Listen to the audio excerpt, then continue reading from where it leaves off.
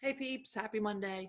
I'm here to read chapter 25 of our book with you. When we left off last week, we got to a point where Yannick tried to win this crazy, weird race through their barracks so that he could prove he was fit enough to work so he could leave to get away from the guard Moonface, who was kind of like seeming like he targeted him.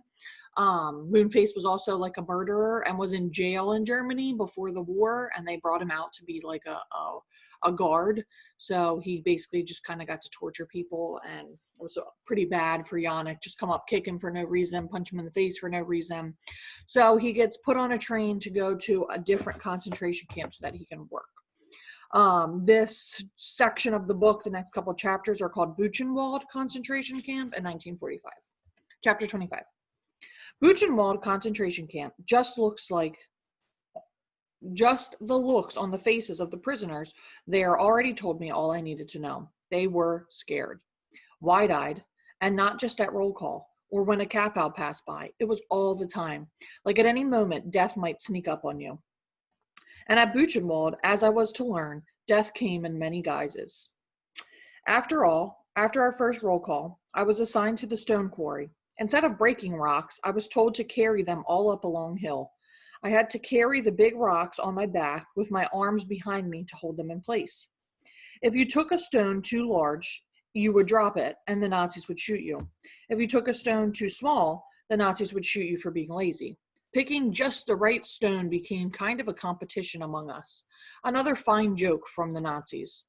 Some of the prisoners pulled carts instead of carrying stones on their backs, but that wasn't a job you wanted either.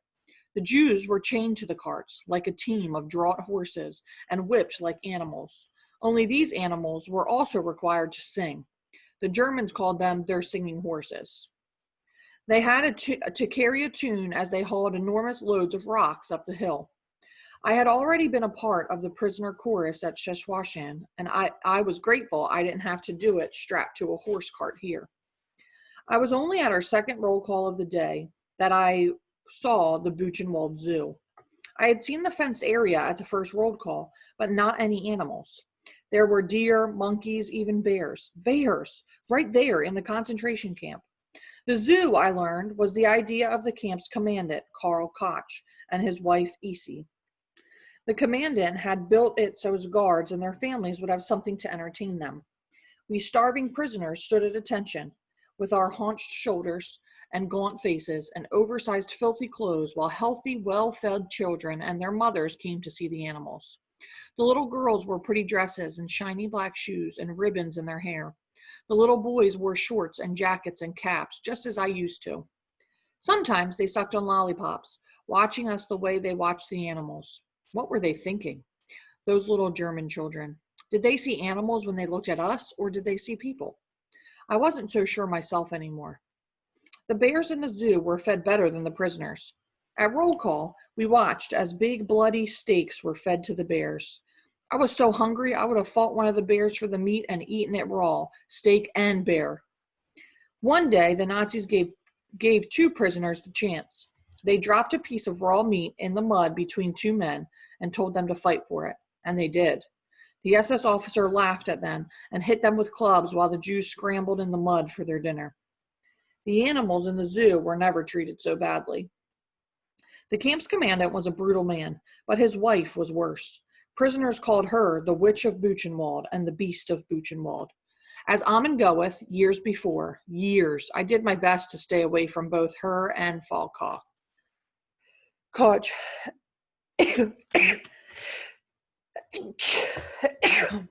Oh, sorry.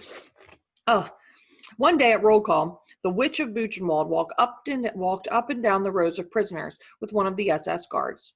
She came to me, checked the number tattooed on my arm, and moved to the next prisoner.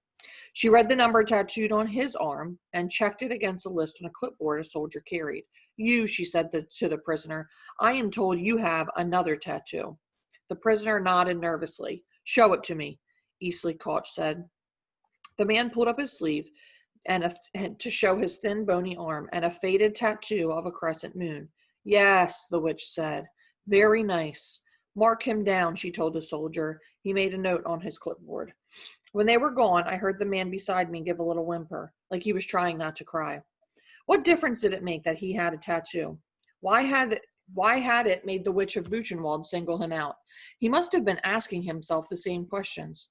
All that mattered was that he was on the witch's list. He had been noticed, and surviving meant never being noticed by the Nazis.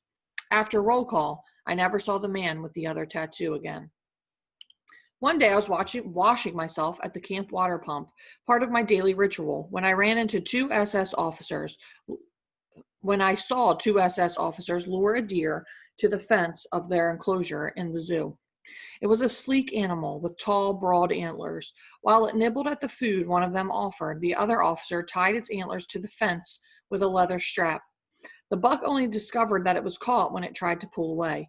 It snorted and stamped and whipped its head back and forth trying to pull itself free, but it was trapped. The SS officers laughed at it and taunted it and left it tied to the fence. I had seen the Nazis do terrible things, inhumane, unimaginably cruel things, and I'd started to become numb. But somehow seeing the deer there thrashing around trying to free itself from the fence made my blood boil. I wanted to run over and untie it, to set it free, but I couldn't. There were too many other German soldiers around. If they saw me near the zoo, I'd be shot. So I turned my back on him. I left the buck tied to the fence. As much as I wanted to help him, I had to look out for myself. At roll call that night, the two SS officers who had tied up the deer were pulled off duty by the commandant. Word of what they had done had gotten back to Koch, and he berated them in German. Their zoo privileges were taken away, and they were not allowed to watch films in the camp movie theater for 3 months. Cruelty to prisoners the Nazis could abide, but not cruelty to animals. At roll call, a few days later, they told us we were being moved again. Gross Rosen needed workers, and there were no new shipments of prisoners coming in from the countryside. The prisoners in the camps would be reassigned from now on as each camp needed workers. The Nazis had killed so many of us that they were running out of Jewish people. It's kind of interesting when you look at the comparison of how the animals are treated, and even just the instance with the two guards who are kind of abusing the deer. So how they're reprimanded for doing that, but then the things that they're allowed to do to the humans in the camp. I kind of just think it's absolutely ridiculous.